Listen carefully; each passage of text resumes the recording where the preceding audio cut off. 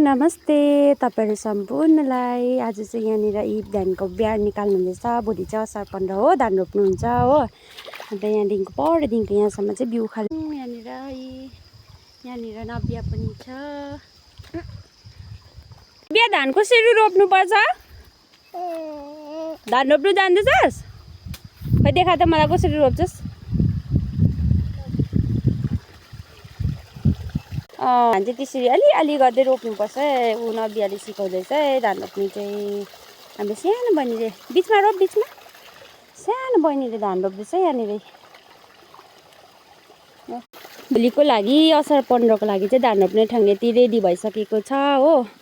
वरिपरि यहाँ हेरिहाल्नुहोस्। अन्त भोलि चाहिँ यहाँ नयाँ बस्तीमा ठुलो प्रोग्राम पनि मनिँदैछ हो, असार 15 को।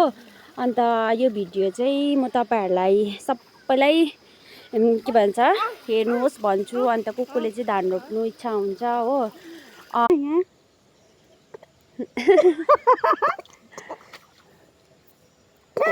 नानी मलाई माया लु लु छिटो